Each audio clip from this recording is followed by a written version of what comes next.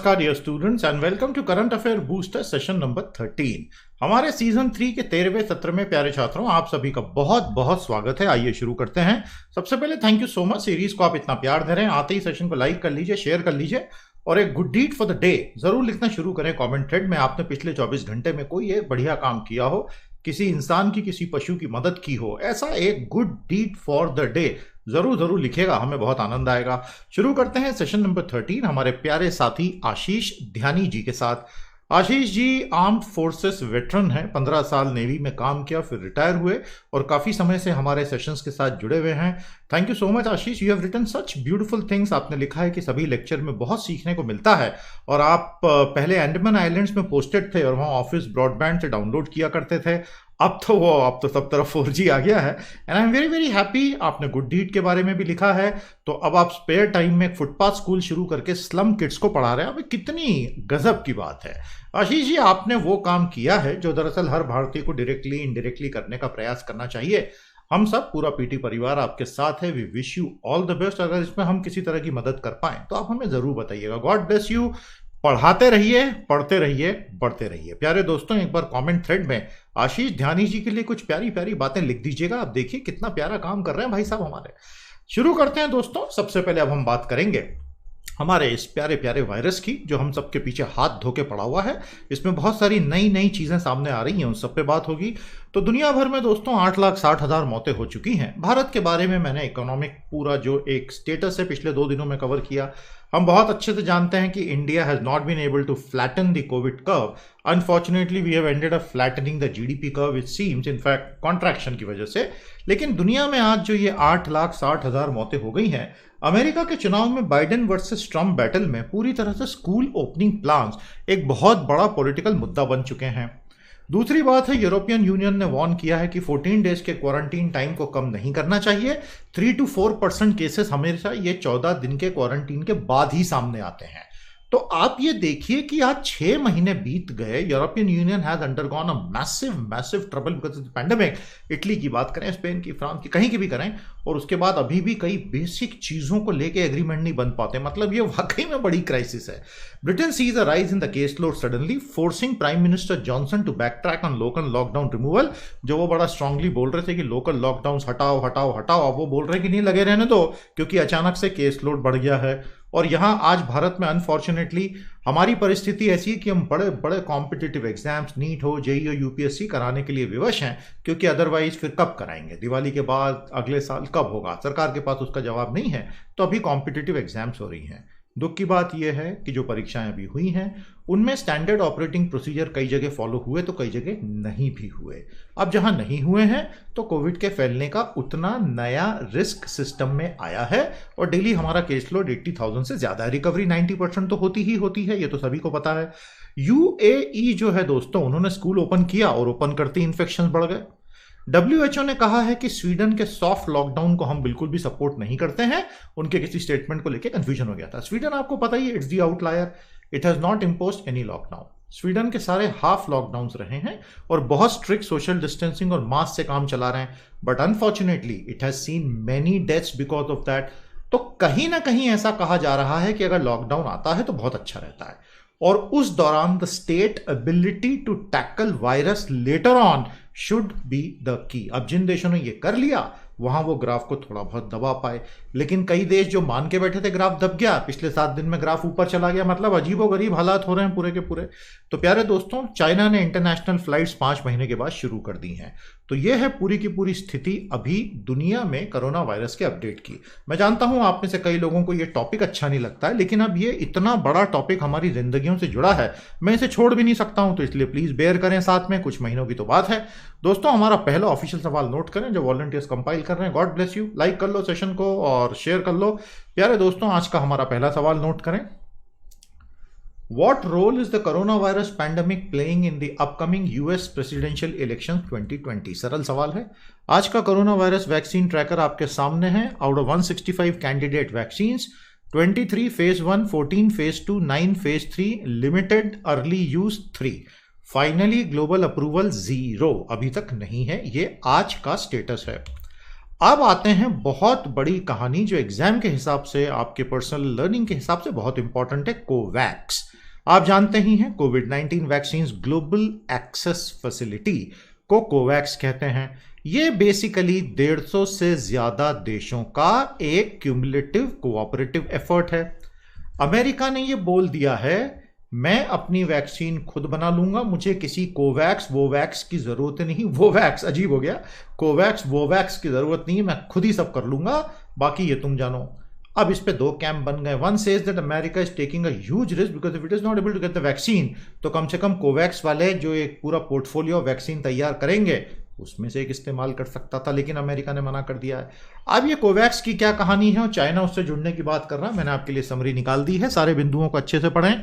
America has opted out of this international collaboration. It doesn't want to be tied down by WHO norms. तो ये basically Donald Trump की policy है कि हमें multilateralism बहुपक्षीयता में नहीं पड़ना है। We will tackle the world bilaterally. देखिए, Donald Trump as a president बहुत प्यारे इंसान रहे हैं।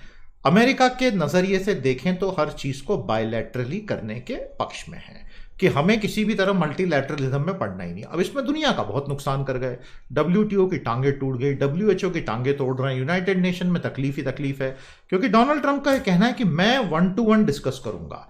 Now no one can really measure up to the power of US. तो बायलैटरली तो मारी खानी है सबको, एक्सेप्ट चाइना जो अड़ गया उसके सामने और झुकने से मना कर दिया शी जिनपिंग ने, thereby rendering asunder the entire planning of Donald Trump. Anyway, तो डोनाल्ड ट्रंप बेसिकली बायलैटरल के चक्कर में WHO से अलग हो गए और इसीलिए कोवैक्स से भी अलग हो रहे हैं। दोस्तों, भारत में कई लोग डोनाल्ड ट्रंप को सपोर्ट करते हैं, उन्हें लगता है ये भारत के लिए बहुत अच्छे रहेंगे, शायद वो लोग सही भी हैं। लेकिन अगर हम factually objectively if you look at the way Donald Trump has tackled India over the past 4 years, we find Donald Trump ने हमारे खिलाफ भी एक मिनी ट्रेड वॉर चालू कर दिया। स्टील एल्यूमिनियम की बात करूं, उन्होंने हमारे GSP सिस्टम को खत्म कर दिया, उन्होंने WTO में डेवलपिंग नेशंस टैग हमसे हटा दिया, उन्होंने कृषि सब्सिडीज को लेके हम पे हमला बोल दिया, उन्होंने मार्केट एक्सेस को लेके हम पे हमला बोल दिया, उन्होंने H1B वीजा को रुकवा दिया, उन्होंने हम पे दबाव डाला कि यहाँ ट्रूप भेजो वहां ट्रूप भेजो, बिटवीन द लाइन्स ऐसा बोला। उन्होंने हमसे ये कहा ट्रूप भेजो से मेरा मतलब है कि मिलिट्री अलायंस में हमारे साथ आगे बढ़ो और ये सारे एग्रीमेंट्स करो। ऐसा वर्बली कोई बोलता नहीं है, वो आपको पहले लाते हैं फिर उसमें घुसाते हैं। दुनिया भर में इनके एलाइज जो हैं इन्हीं की लड़ाइयां लड़ते दिखते हैं। भारत ने फॉर्चुनेटली वैसा नहीं किया है और उनका ओवरऑल ये कहना है that India has been taking advantage of America. तो वो बहुत ही टैक्टिकल, एक बहुत ही ट्रांजैक्शनल प्रेसिडेंट रहे हैं। If we really think that this is the right thing for India, fantastic. Let us pray he comes back again. If we think India now needs a strategic partner for a long term, क्योंकि changes बहुत बड़े बड़े अगले 10 सालों में आ जाएंगे, तो maybe then he may not be a right choice. ये बताना यहाँ इसलिए जरूरी था क्योंकि उनके लिए वे निर्णय जो भारत के खिलाफ गए, ये कोई आपसे कभी पूछे तो मैंने ऐसे 5 निर्णय आपको अभी कभी बता दिए। तो मेरा अगला सवाल भी नोट कर लीजिए, what is the GSP system and why did America strike India out of that list.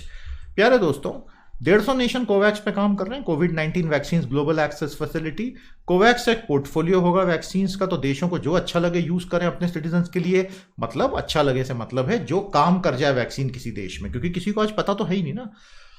America की अप्रोच बहुत रिस्की है because if they are not able to make a vaccine in time, फिर वो क्या करेंगे।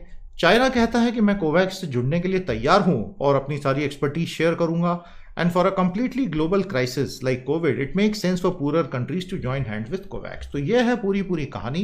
हमारा अगला सवाल नोट करें, What is the controversy of US COVAX collaboration? Revival is slower in the high GDP states. Mint अखबार की ये बहुत ही बढ़िया रिपोर्ट है। जितने बच्चे हमारे साथ अभी जुड़े हैं, कमेंट थ्रेड देख लीजिए। कमेंट थ्रेड में सबसे ऊपर आपको जो कमेंट में इसकी आज के सेशन का PDF भी मिल जाएगा, उसको डाउनलोड कर लीजिएगा। इसमें सारे न्यूज आइटम मिलेंगे, उसको पढ़ लीजिएगा। ये मैंने लाइव मिंट अखबार से आपके लिए लाया है। बहुत ही प्यारी रिपोर्ट है। मिंट की रिपोर्ट्स, मिंट के ग्राफ्स काफी अच्छे होते हैं, पढ़ा कीजिए। अखबार ओरिजिनल ई-पेपर सब्सक्राइब कीजिए पैसे देके और उसका पूरा लाभ लीजिए। देखिए, भारत का पूरा GDP जो है ना, उसका 50% केवल भैया 6 स्टेट से आता है। तो भारत के 6 स्टेट्स मिलके हमारे GDP का 50% दे देते हैं। यहां के सारे कोस्टल स्टेट ले लीजिए वेस्टर्न बेल्ट के, गुजरात हो गया, महाराष्ट्र हो गया, कर्नाटक हो गया, तमिलनाडु हो गया, ये 4 इस कोस्टल बेल्ट के आ गए। ऊपर उत्तर प्रदेश हो गया और उधर कोस्टल स्टेट पश्चिम बंगाल हो गया। भारत के ये जो 6 स्टेट्स हैं भैया, गुजरात, महाराष्ट्र, कर्नाटक, तमिलनाडु, यूपी, बंगाल, GDP का आधा तो ये 6 से ही आता है। और अनफॉर्चुनेटली इन 6 में कोरोना वायरस की मार काफी भयंकर पड़ी। वायरस केस लोड पहले 69% इन्हीं 6 से था, जो घट के अब 52% हो गया, विच इज गुड। लेकिन पब्लिक मूवमेंट इन 6 स्टेट्स में 65% है compare to 79% in the rest of India. Public movement से वही मतलब है कि सारा ओवरऑल जो मोबिलिटी पब्लिक की होती है 50 कामों से, there is yet to be we are yet to get a clarity on GDP recovery. In 6 states में जीडीपी जितना तेजी से फिर से नॉर्मलसी की तरफ बढ़ेगा, भारत का जीडीपी बढ़ेगा, लेकिन अनफॉर्चुनेटली ये 6 में ऐसी कोई क्लैरिटी कहीं नहीं आ रही है। तो आप देख सकते हैं दोस्तों, ये 6 की पूरी टॉप 6 की जो कहानी है आपके सामने है। बहुत ही प्यारा ये एनालिसिस है, बारीकी से देखिएगा, पढ़िएगा, समझिएगा। So basically we can see clearly that in terms of economic prosperity and structure, India's economy is very skewed. एक तरफ झुकी हुई है पूरी की पूरी इकोनॉमी। केवल 6 स्टेट्स हैं जहां आधा जीडीपी निकलता है, और इन 6 स्टेट्स में अगर आप माइक्रो लेवल पे एनालाइज करोगे तो वहां के टॉप सिटीज में इसमें से मैक्सिमम शेयर निकलेगा। And all the top cities of India anyway have been a great victim of the lockdown. Victim in the sense of GDP बोल रहा हूं, लॉकडाउन जरूरी थे, have been a victim of the lockdown. तो वहां पर activity resume हो ही नहीं रही है, फिर अब हर जगह लोकलाइज लॉकडाउन। तो हम एक चक्रव्यूह में हैं, इस चक्रव्यूह से निकलना बहुत जरूरी है। और जैसा हमने पिछले 2 सेशंस में आपके साथ बात की, भारत सरकार को एक बहुत बड़ा फिस्कल स्टिमुलस तुरंत लाना चाहिए, उसके बहुत अच्छे नतीजे आ सकते हैं। जितनी देरी हम करेंगे, एक एक दिन हमारा बीतता चला जाएगा, उसके बाद उतना ही बड़ा फिस्कल स्टिमुलस लगेगा भैया। तो हमारा अगला सवाल नोट करें, इन सवालों को जो मैं देता हूं कंबाइन करें, कंपाइल करें, इनके आंसर्स लिखने की कोशिश करें, आपको सोचने का तरीका मिलेगा, कॉन्फिडेंस मिलेगा। तो बी पार्टिसिपेटिव। प्यारे दोस्तों, अगला सवाल यह है, comment on the nature and structure of regional economic inequalities in India. बहुत प्यारा और सरल सवाल है। कल मैंने आपको YouTube के इस बहुत ही प्यारे वीडियो का लिंक दिया था, कितने बच्चों ने देखा? देखकर आपने इसमें से 2 या 3 बड़ी चीजें क्या सीखी मुझे बताइए। मैंने खुद इस वीडियो को पूरा बारीकी से देखा है, क्योंकि जहां से ज्ञान मिले लेना चाहिए, और ये सब एक्सपर्ट्स हैं। प्रणव सेन स्टैटिस्टिक्स के मामले में he is the big daddy. और अगर आप प्रणव सेन साहब को बारीकी से, क्योंकि ये तो 50 मिनट का वीडियो है, इसमें उन्होंने जिस तरह से पूरा का पूरा जीडीपी के पूरे 6 इंजन और हमारे जीवीए के 8 हेड्स, एक एक एक एक एक एक पे जो बारीक बातें हुई और पोस्टमार्टम हुआ है, इतना ज्ञान किसी व्यक्ति के पूरे जीवन का जब मिलता है, उसको ले लेना चाहिए। तो आप इसे जरूर देखिएगा दोस्तों। आप उनसे एग्री करें, डिसएग्री करें, वो एक अलग बात होती है, but in terms of a revision of where the economy is headed, this is a wonderful edit, मतलब वीडियो। दोस्तों इसमें ध्यान रखिएगा। अब मैं जो इसकी समरी है, इसका जूस है, इनके 50 मिनट के वीडियो का, वो आपको बता दूं। इनका बेसिक कहना यह है कि अभी आने वाले 2nd क्वार्टर, 3rd क्वार्टर और 4th क्वार्टर में, क्योंकि भारत का पहला क्वार्टर अप्रैल मई जून था, हालात पहले से और बिगड़ेंगे। ये मानना कि अब यहां से ऐसा होगा वैसा नहीं होगा, वो उन्होंने टेक्निकली पूरा समझाया कि why exactly I am saying so. उसके अलावा उन्होंने एक बहुत बड़ी चीज ये बार बार स्ट्रेस करके बोली, that the tendency of people to save money now is going to be very high compared to spending, and if your PFC doesn't grow, मतलब डोमेस्टिक डिमांड इंजन, तो फिर इकोनॉमी की रिकवरी कैसे होगी? और इसीलिए उन्होंने कहा है कि सरकार को 3 काम तुरंत करने चाहिए, जिनमें से सबसे पहला तो लोगों के जनधन अकाउंट में डायरेक्टली पैसे का ट्रांसफर ही है, जिसके बिना बात बनेगी नहीं। मैं उसमें एक चीज ऐड कर दूं जो उनसे मिस हुई है। प्यारे दोस्तों, एक बहुत कॉमन आरोप ये लगता है कि भाई डायरेक्टली लोगों के खातों में पैसे डालोगे तो उससे कोई फायदा ही नहीं है, because people will save it, they will put it in the banks. पिछले 3 महीने में ये देखने में आया। सो मेरा एक ऑल्टरनेटिव सजेशन है, don't give people money, give people spending vouchers. लोगों को वाउचर जारी करो, इलेक्ट्रॉनिक वाउचर्स या कागजी वाउचर उनके अकाउंट्स में, जनधन अकाउंट में, और उनकी लिमिट 90 to 120 डेज की कर दीजिए। जितना भी पैसा आप डालें, 7,000, 10,000, 15,000 रुपए, भारत के 50% हाउस होल्ड्स को, 25 करोड़ हाउस होल्ड्स हैं भारत के, 12 करोड़ 13 करोड़ के हाउस होल्ड के जनधन अकाउंट में पैसा ट्रांसफर कीजिए, लाखों करोड़ हो जाएगा इसमें। 90 से 120 से 150 दिन तय कर लीजिए, उसकी लिमिट कर दीजिए कि उसके बाद वो वाउचर एक्सपायर हो जाएगा। आजकल तो इलेक्ट्रॉनिक है, सब कुछ तो बना रखा है नंदन नीलेकनी के दिए हुए ढांचे में आधार के, तो आप कुछ भी कर सकते हो। एक्सपेंडिचर वाउचर डाल दीजिए और आदमी को खर्च ही करना पड़ेगा। तो एक बार जब खर्च करना ही पड़ेगा, आपकी पूरी इकोनॉमी दौड़ने लग जाएगी। मतलब if your worry is that people are going to save it and hence why give money, because then the demand engine will not trigger. तो मैं तरीका बता रहा हूं, एक्सपेंस वाउचर्स दे दीजिए, स्पेंडिंग वाउचर्स दे दीजिए, पैसा मत दीजिए। बात एक ही रहेगी, लोग खर्च करेंगे तो लोगों की जिंदगी सुधरेगी क्या? लोग जिंदा रह पाएंगे, लेकिन इकोनॉमी दौड़ने लग जाएगी। तो आपको ये आइडिया कैसा लगा हमें जरूर बताइएगा प्यारे दोस्तों। इसकी फंडिंग कैसी होगी, क्या होगी, उस पर हम काफी बातें अभी कर चुके हैं, इसलिए मैं आज उसमें नहीं जाना चाहूंगा। और उन्होंने बिल्कुल स्पष्ट चेतावनी जारी की है कि सरकार पता नहीं क्यों ये सब कर नहीं रही है, और इसका नेट नतीजा ये होगा कि बहुत लंबा रिसेशन आ जाएगा भारत में, मतलब बहुत बहुत लंबा। और इसलिए अभी भी कुछ नहीं बिगड़ा, जल्दी से कार्रवाई कर दो। तो प्यारे दोस्तों, हमारा अगला सवाल, technically what is the definition of recession.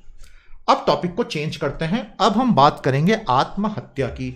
वैसे भी आजकल रात को 9 से 10 बजे कोई भी टेलीविजन चैनल घुमाओ तो आत्महत्या आत्महत्या आत्महत्या आत्महत्या आत्महत्या आत्महत्या आत्महत्या, 3 महीने से आत्महत्या आत्महत्या आत्महत्या। तो हमने सोचा एक कवरेज हम भी कर लें। More deaths by suicide in 2019 than in 2018। Bharat में 2019 में 18 के मुकाबले दुर्भाग्यवश कई लोगों ने सुसाइड से ज्यादा खुद को मारा है। More men have died by suicide than women, 80% were men, 20% were women. काफी स्ट्राइकिंग फीचर है ये। लेकिन छात्रों में आते ही ये कहानी बदल जाती है।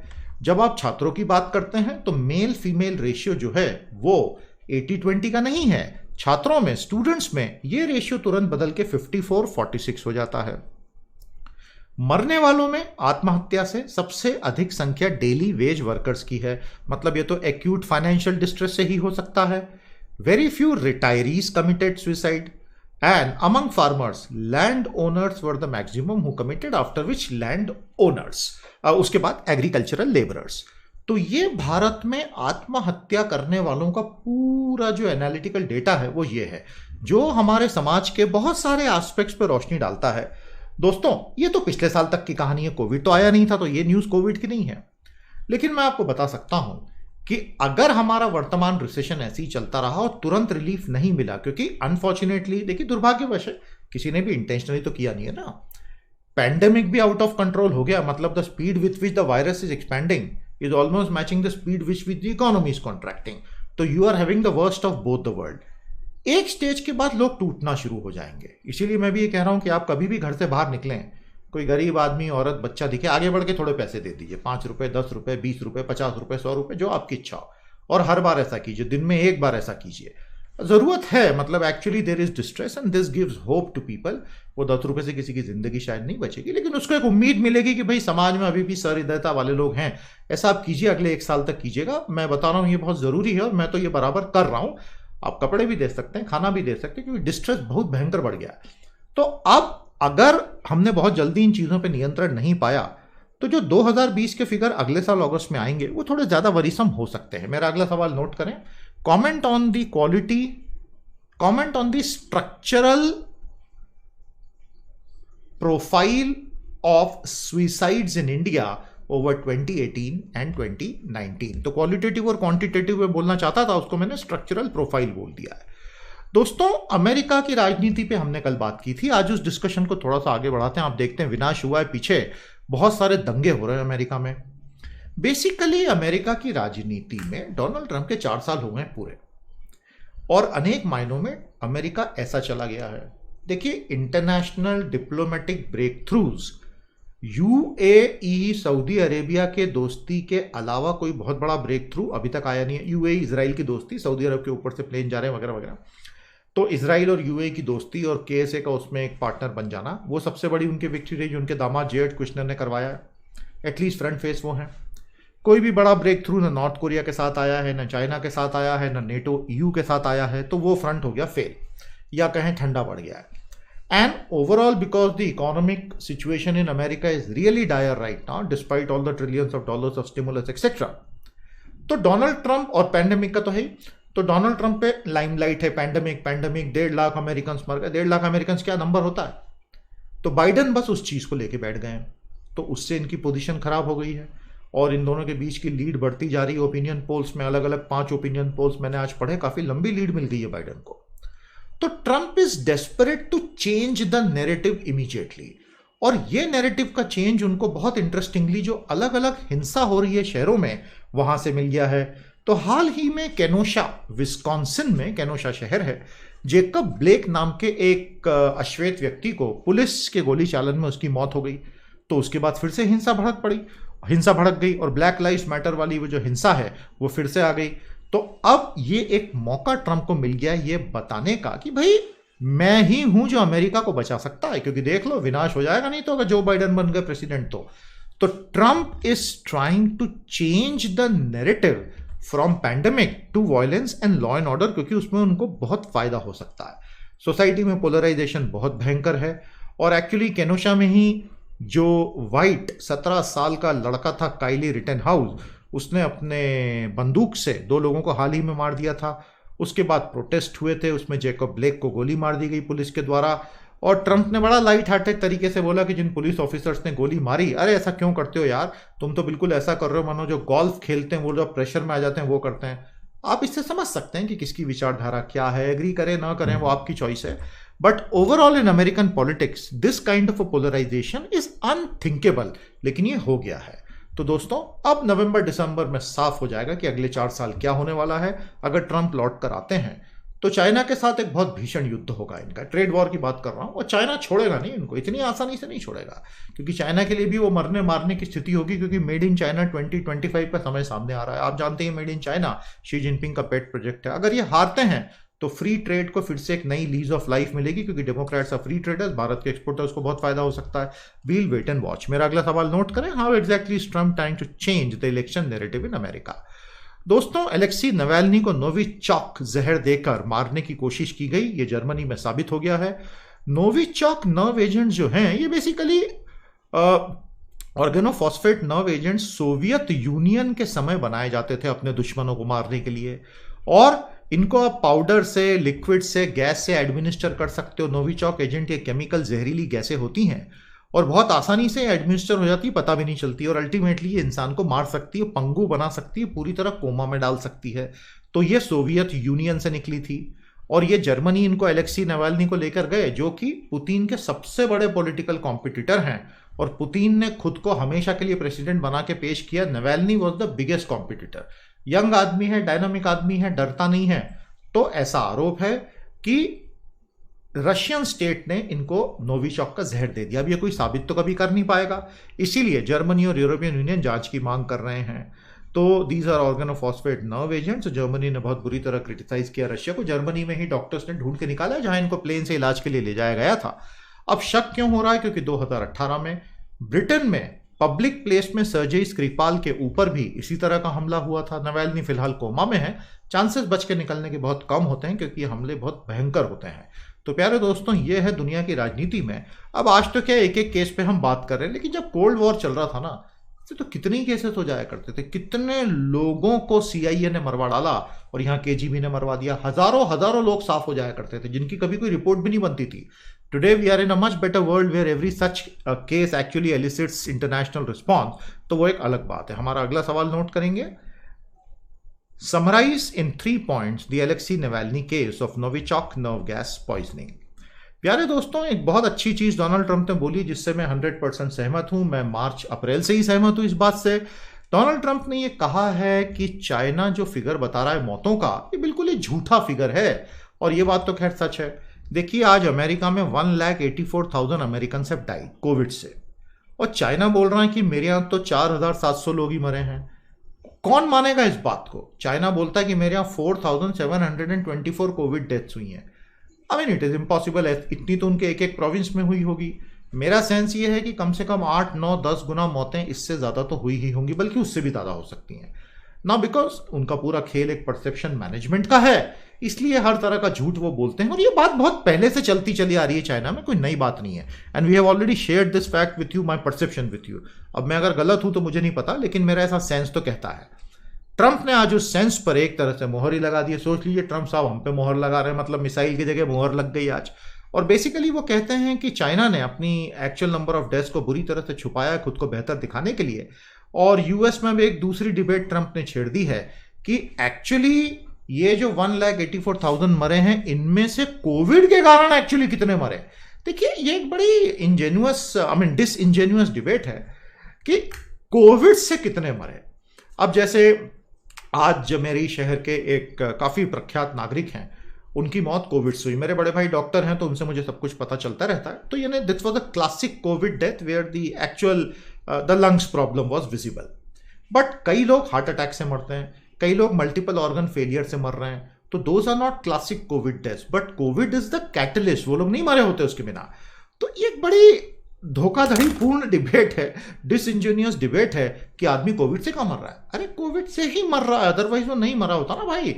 तो कोविड का इन्फेक्शन तो उसमें डेफिनेटली था ना, जिसके बाद उसकी मौत हुई, कोई कोमॉर्बिड कंडीशन अचानक से हाथ से बाहर निकल गई, कोविड नहीं होता तो नहीं जाती। तो ये एक बड़ा इंटरेस्टिंग डिबेट उन्होंने छेड़ने की कोशिश की। जब पत्रकारों ने उनसे ज़्यादा पूछा, हाँ ये प्रेस कॉन्फ्रेंसेस लगातार लेते रहते हैं, तो उसमें उनके पास कोई जवाब नहीं था। दोस्तों हमारा अगला सवाल नोट करें, what is the Chinese strategy in under reporting of Covid infections and deaths. अच्छी खबर यह है कि टाइम्स हायर एजुकेशन की जो वर्ल्ड यूनिवर्सिटी रैंकिंग है उसमें 2021 की रैंकिंग आ गई है, एक साल आगे की आती है। भारत की 63 यूनिवर्सिटीज को जगह मिली है, जिसमें इंडियन इंस्टीट्यूट ऑफ साइंस 301 से 350 के कोहोर्ट में आया है। Indian Institute of Technology Ropar 351 to 400 में आया है। Indian Institute of Technology Indore 401 to 500 में आया है। बनारस हिंदू यूनिवर्सिटी 601 से 800 में और आईसीटी मुंबई 601 से 800 में आया है। बधाई उन सभी यूनिवर्सिटीज को। और प्यारे दोस्तों, internationalisation of research and students में इन यूनिवर्सिटीज ने बेहतर काम किया है। इन रैंकिंग्स में उसका बहुत फायदा होता है और ये इनकी 17वीं रैंकिंग आई थी। UK's university of Oxford is at number 1। तो ये है वर्ल्ड यूनिवर्सिटी रैंकिंग। अब एक न्यू नेशनल एजुकेशन पॉलिसी भी आ गई है, जिसमें काफ़ी बड़े बड़े वादे किए गए हैं। प्रॉब्लम रहेगी उसकी फंडिंग की, क्योंकि इकोनॉमी अभी जिस तरह से जा रही है और चाइना जिस तरह से जा रहा है और पैंडेमिक जिस तरह से जा रहा है, तो हमारी टॉप 2 प्रायोरिटीज क्या हैं? पहली है हेल्थ और दूसरी है defence, and the economy is contracting. इसका और फिर तीसरा जीएसटी का मुद्दा तो लटका ही हुआ है हवा में। तो भारत सरकार को 3 चीजें जो रोज रात को सपने में आती होंगी, वो है जीएसटी का पैसा कैसे देना है, डिफेंस के लिए पैसा कहां से लाना है, और अस्पतालों और पैंडेमिक का मैनेजमेंट अब इसके आगे करना है कैसा। तो सारा का सारा जो एक डिस्क्रिशनरी फंड बजटेड होगा, वो ये 3 चीजें पूरा का पूरा लेके जाने वाली हैं। तो एजुकेशन में the kind of big funding which is needed, वो पब्लिक प्राइवेट पार्टिसिपेशन के सिवा पॉसिबल होता दिख नहीं रहा है। तो आने वाले 10 सालों में हम देखेंगे कि how exactly that would happen. I hope आपको मेरा ये ओवरऑल कॉम्प्रिहेंसिव कवरेज में मजा आ रहा है। दोस्तों बताइएगा। हमारा अगला सवाल नोट करें, what can be a 5-point agenda for creating world beating education institutions in India. तो फेसबुक के ऊपर जितने तमाम तरह के आरोप लग रहे हैं कि भैया अपोजिशन वाले बोलते हैं कि ये बीजेपी का फेवर करता है, बीजेपी वाले बोलते हैं ये तो प्राइम मिनिस्टर को गाली देते रहता है, तो बायस है। तो ये सारी चीज़ों को ख़त्म करने के लिए अंततः standing committee of India's parliament, standing committee on IT ने फेसबुक इंडिया के जो चीफ हैं उनको बुला लिया। बहुत घंटों तक, कई घंटों तक उनसे सवाल जवाब हुए हैं। अमेरिका में एक बहुत कॉमन प्रैक्टिस है और इसका लाइव टेलीकास्ट भी होता है। अमेरिका में कोई भी ब्यूरोक्रेट कानून के ऊपर नहीं है, थ्योरेटिकली तो भारत में भी नहीं है, लेकिन हमारे यहाँ सवाल जवाब नहीं होते। In America, in the House of Representatives और in the Senate, they can be called for questioning. तो वहाँ वो अधिकारी बैठा रहता है और एफबीआई का डायरेक्टर हो सकता है, सीडीसी का डायरेक्टर, कोई भी हो सकता है, और उससे हर तरह के पब्लिक सवाल पूछे जाते हैं जो लाइव टेलीकास्ट होते हैं। और ये लोग बहुत डरते हैं उससे, क्योंकि उसमें पकड़ लेते हैं वहाँ के सेनेटर्स और रिप्रेजेंटेटिव। इतनी ताकत है वहाँ की डेमोक्रेसी में। ये भारत में होना चाहिए। मैं इसके बिल्कुल फेवर में हूँ कि एमपीज और एमएलएस को अधिकार होना चाहिए कि टॉप मोस्ट इंस्टीट्यूशंस के चीफ्स को पब्लिकली टेक्निकली ग्रिल करने का अधिकार होना चाहिए। उससे एमपी एमएलए को भी अपना लेवल बढ़ाना पड़ेगा, हमारे ब्यूरोक्रेट भी पब्लिक में अकाउंटेबल हो जाएंगे, और वो बहुत अच्छा रहेगा। जनता में एक डेमोक्रेटिक अलख जगनी शुरू होगी। अभी हम उससे बहुत दूर हैं, लेकिन हो सकता है ये एक अच्छा सजेशन है, किसी को समझ में आ जाए तो कर भी दे। तो ये फेसबुक का पूरा मामला वॉल स्ट्रीट जर्नल ने जब से भांडा फोड़ा और आंखी दास के सारे उन्होंने कहानियां 2012 से बताना शुरू की, तो भारत की राजनीति में भयंकर आग लगी हुई है। पक्ष विपक्ष एक दूसरे पे टूट पड़ा है कि तूने उसका फायदा उठाया, बोले तू ज्यादा बुरा है, तो बोले तू ज्यादा बुरा है। जो भी है, सच शायद इस पार्लियामेंट्री स्टैंडिंग कमेटी के पास सामने आएगा। पाकिस्तान में बड़ी अजीबोगरीब स्थिति है। अब ऐसा लग रहा है नंबर्स देख के कि पाकिस्तान ने कोविड के कर्व को फ्लैटन कर दिया है। No one has an answer. लेकिन जब एक्चुअल हॉस्पिटल्स का स्टडी हो रहा है तो एनेक्डोटल एविडेंस बता रहा है कि पेशेंट एकदम से कम हो गए। तो क्या लोग घरों में मरते जा रहे हैं? क्या रिपोर्टिंग ही नहीं हो रही? क्योंकि पूरे पाकिस्तान में तो ऐसा नहीं हो सकता ना कि people are just not reporting, कहीं तो रिपोर्ट करते। बट सरप्राइजिंगली, वेरी स्ट्रेंजली, कोविड-19 का स्प्रेड पाकिस्तान में रुक गया है। सारे स्टैंडर्ड रीजन जो भारत में भी पहले दिए गए थे कि हम युवा देश हैं तो हमारे युवा लड़के बाहर आ जाएंगे, उल्टा हो गया। युवाओं को होता है तो साइटोकाइन स्टॉर्म के ज़्यादा चांसेस आते हैं। क्या होता है साइटोकाइन स्टॉर्म, बताइए हमें। हॉट एंड ह्यूमिड क्लाइमेट है तो हम ज़्यादा लड़ लेंगे। कहाँ हुआ भारत में? नेचुरल इम्यूनिटी हमारी स्ट्रांग है तो हम लड़ लेंगे। ये भी कुछ हुआ नहीं। आज एक नया भैया वो रूम फ्रेशनर आया है, कुछ एक मिनिस्ट्री, कोई डिफेंस मिनिस्ट्री की कोई इंस्टीट्यूशन ने बनाया कि भाई रूम में आप ऐसा स्प्रे करोगे तो आपकी इम्यूनिटी बूस्ट हो जाएगी। बिल्कुल नए नए कुलांचे भरते हुए विज्ञान आगे भाग रहा है भाई। तो पाकिस्तान में ये क्यों हुआ ये किसी को भी नहीं पता, लेकिन अनफॉर्चुनेटली कारण नहीं पता है तो हम यूज भी नहीं कर सकते। नहीं तो एक बेस्ट प्रैक्टिसेस वहां से उठा देते कि भाई क्या जादू की छड़ी है इनके पास, so we just don't know. और हमारे अनफॉर्चुनेटली बिल्कुल अपोजिट हो रहा है। अब ये सारी चीजें मिस्ट्री हैं, no one knows what is going on. आपके पास इस पे कोई इनपुट हो हमारे साथ जरूर शेयर कीजिएगा। हमारा अगला सवाल नोट करें, what could be the possible reasons for India and Pakistan to have exhibited absolutely different covid behaviours. OBC subcategorization की अब मैं बात करूंगा, बहुत इंटरेस्टिंग टॉपिक है प्यारे दोस्तों। भारत में हमारे OBCs, other backward classes, 27% reservation इनको मिलता है सेंट्रल गवर्नमेंट के एजुकेशन और जॉब्स में। बेसिकली रिजर्वेशन का सारा मतलब होता है सोशल जस्टिस। रिजर्वेशन किसी का आर्थिक स्तर बढ़ाने का जरिया नहीं होता है। समाज में हजारों सालों से जिन लोगों को समाज की मुख्य धारा से अलग रखा गया या अलग रखते हुए उनको सामाजिक रूप से अस्पृश्य बना दिया गया, वो होगा एससीज और एसटीज, और अलग रखा गया वो हो गए ओबीसीज। तो ओबीसीज ने कभी भी अनटचेबिलिटी एक्सपीरियंस जनरली नहीं की, उनके नीचे जो आए एससी एसटी उन्होंने अनटचेबिलिटी भी की। तो इन सबको उठा के मुख्य धारा में लाना ये रिजर्वेशन का बेसिक काम था। उसमें पार्लियामेंट्री कॉन्स्टिट्यूंसीज वगैरह के लिए 10-10 साल की लिमिट थी और एक्सपायर हो जाना था। एजुकेशन और जॉब में कोई 10 साल की लिमिट नहीं थी, उसको लेकर कंफ्यूजन रहता, मैंने सोचा क्लियर करूं। अब आते हैं आज के मुद्दे पर।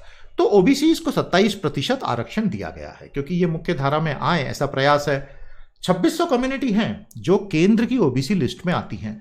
अब एक बहुत बड़ा प्रॉब्लम जो एससीज में भी रहा है, एसटीज में भी रहा है, ओबीसीज में भी रहा है, कुछ जातियों के कुछ समूहों पर ऐसे आरोप लगते आए हैं कि समय के साथ ऐसी देशकाल परिस्थितियां रही कि they have cornered most of the benefits given under reservation, और इसका equitable distribution with in OBCs होना बहुत जरूरी है। उसी को सब कैटेगराइजेशन कहते हैं। तो हुआ क्या है कि ये 2600 कम्युनिटीज में कहते हैं कि 10, 15, 20 ऐसी कम्युनिटीज हैं ओबीसीज की जिन्होंने केंद्र सरकार की नौकरियों में, जॉब में सबसे ज्यादा फायदा उठा लिया। तो एक कमीशन बनाया गया, कई सालों के बाद वो कमीशन इस तरह की सब कैटेगरीज की रिपोर्ट को लेकर तैयार है कि भाई पूरे ओबीसीज में और हम कई सब कैटेगरीज करके लोगों को और मौका दे सकते हैं कि मतलब ये 27% को भी बांट दें। अब क्योंकि ये पॉलिटिकली बहुत एक्सप्लोजिव टॉपिक है, कोई भी सरकार इस पे तेजी से आगे बढ़ना ही नहीं चाहती, और नॉर्मली सरकारें ऐसी सारी चीजें जुडिशरी पे छोड़ देती हैं। इसका पॉलिटिकल इंपैक्ट बहुत ह्यूज होगा। वर्तमान सरकार ने एक बहुत अच्छा काम किया था, एनसीबीसी को जो है कॉन्स्टिट्यूशनल स्टेटस 2018 में दे दिया था, national commission for backward classes. Actual population data OBC communities का हमारे सेंसस 2021 में अपडेट होना था, फिलहाल उसके कोई चांस होते दिख ही नहीं रहे हैं, तो सेंसस ही डिले हो गया है।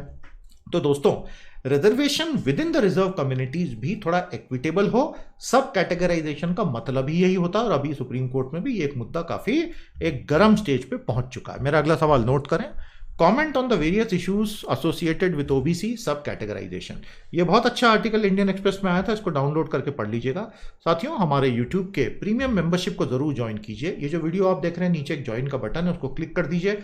आप हमारे लेवल 1, लेवल 2 में एनरोल कर सकते हैं। बहुत प्यारी प्यारी सर्विसेज इसमें मिल रही हैं। सैकड़ों बच्चे हमारे साथ रेगुलरली पढ़ रहे हैं, आप भी पढ़ें। बहुत अच्छे इसमें आपको editorial analysis, top current affair story सब मिलता है, बहुत रेगुलरली ये चलती है। पावर ऑफ 10 भी चल रहा है, और ये दोनों का कॉम्बिनेशन आप लेंगे लेवल 2 में आने से, तो आपके लिए एक परफेक्ट करंट अफेयर्स का एक सॉल्यूशन बनता है। Thank you so much for your love and support. अगर दिक्कत हो तो ये टेक्निकल सॉल्यूशन यहाँ बताया गया, यूज कीजिए। तो क्या अब सेकेंड क्वार्टर, थर्ड क्वार्टर में हमारे इंफ्रास्ट्रक्चर क्षेत्र में ऑर्डर्स बढ़ेंगे? इसको लेके सभी लोग ये कह रहे हैं कि शायद बढ़ भी सकते हैं या नहीं भी बढ़ सकते हैं, लेकिन अभी उम्मीद है नेशनल इंफ्रास्ट्रक्चर पाइपलाइन पे। अब एनआईपी से उम्मीद इसलिए है क्योंकि खुद सरकार ने बोला हम 16 लाख करोड़ का इसमें 5 साल में इन्वेस्टमेंट करेंगे। अब उसमें एक बहुत बड़ा हिस्सा तो राज्यों से आना है। अब राज्यों से आना है तो राज्यों के पास तो पैसा ही नहीं है, उन्होंने तो फ्रंट लोडिंग कर दी एक्सपेंडिचर की, और जीएसटी आ ही नहीं रहा है, और बिजनेसेस ग्रो नहीं हो रहे। मैंने आज ही आपको बताया भारत के टॉप 6 स्टेट्स में जीडीपी जो 50% देते हैं, अभी इकोनॉमिक एक्टिविटी रिकवर नहीं हुई है। तो कहीं ना कहीं अब अगले 2 क्वार्टर्स में पता चलेगा कि ऑर्डर की संख्या अगर इन राज्यों से बढ़ती है, राज्यों के पास पैसा आता है, तो चीजें सुधरेंगी। Otherwise practically financial year 2020-21 is gone. दोस्तों, उत्सव पटेल हमारे साथ अहमदाबाद से जुड़े हैं। आप मास्टर्स इन इकोनॉमिक्स परस्यू कर रहे हैं, बहुत लंबे समय से पढ़ रहे हैं, बहुत सारे सेशंस आपने देखे हैं, थैंक यू सो मच। और आप पीटी एजुकेशन के मेंबरशिप प्लेटफॉर्म लेवल 1, लेवल 2 पर भी हैं, बहुत अच्छे से यूज कर रहे हैं। थैंक यू उत्सव, पढ़ते रहिए, बढ़ते रहिए। प्यारे दोस्तों, मोटिवेट हो जाइए और आज के आज हमारी प्रीमियम मेंबरशिप एनरोल कर लीजिए, आपको बहुत बहुत फायदा होगा। तो एलएसी अभी पूरी तरह से गरमाया हुआ है और अब एक नया हॉटस्पॉट बन गया है। 70 किलोमीटर लंबा थाकुंग, जो कि पेंगोंग सौ लेक का दक्षिणी हिस्सा है, वहां से रेंचिंगला पॉइंट तक 70 किलोमीटर का जो क्षेत्र मैप में आपको दिख रहा है, ये पूरा का पूरा एक नया हॉटस्पॉट बना है, जिसमें जितनी भी हाइट्स हैं, माउंटेनस हाइट जो नॉर्मली अनइनहैबिटेड रहती हैं, सैनिक वहां नहीं रहते हैं, अब चीन और भारत दोनों की तरफ से उन माउंटेनस हाइट्स को कैप्चर किया जा रहा है। पहले ये सारी वेकेंट थी, और अब हालत ये हो गई है कि जो फ्रंट लाइन के ट्रूप्स हैं भारत और चीन के, एक दूसरे के राइफल शॉट की रेंज में आ गए, और उन ग्रुप्स के बिल्कुल पीछे 9-10 हज़ार दोनों तरफ सैनिक और बहुत लंबी चौड़ी आर्टिलरी और सारे एक्यूटरमेंट्स इकट्ठा कर लिए गए हैं। तो ये एक काफ़ी सेंसिटिव एरिया बन गया है। दोनों में से कोई भी पीछे हटने वाला है नहीं, मतलब ये बहुत लंबे समय का स्टैंड ऑफ क्रिएट होगा अनलेस डिप्लोमेटिकली इसको रिजॉल्व कर लिया जाए। गवर्नमेंट ने पबजी को बैन कर दिया भैया। बहुत बहुत भारत के जितने भी हमारे पबजी के योद्धा हैं, मेल और फीमेल योद्धा, उन सबको हमारा सलाम। आपने बहुत सेवा की सेना की पबजी में, दिन रात लड़ाई करके। अब पढ़ाई लिखाई पे ध्यान दो और नौकरियां कहाँ से मिलेंगी ऐसे सवाल उठाना शुरू करो तो हो सकता है नौकरियां भी मिल जाएं। More than 100 Chinese apps including PUBG are now blocked in India. Grave danger to India sovereignty and security cited. Bharat सरकार ने कहा है कि भारत की पूरी एकता अखंडता पबजी से खतरे में आ गई थी और हमने अब भारत की एकता अखंडता को बचाया है क्योंकि चीन धोखाधड़ी से डेटा चुरा रहा था। ये तो वाकई में बहुत बड़ा खतरा था। दूसरा फायदा ये होगा कि इंडियन फर्म्स के लिए रास्ते खुलेंगे और इंडियन फर्म्स टाटा हों, दूसरे हों, सुपर ऐप्स की बात भी कर रहे हैं और गेमिंग ऐप्स की भी बात चल रही है।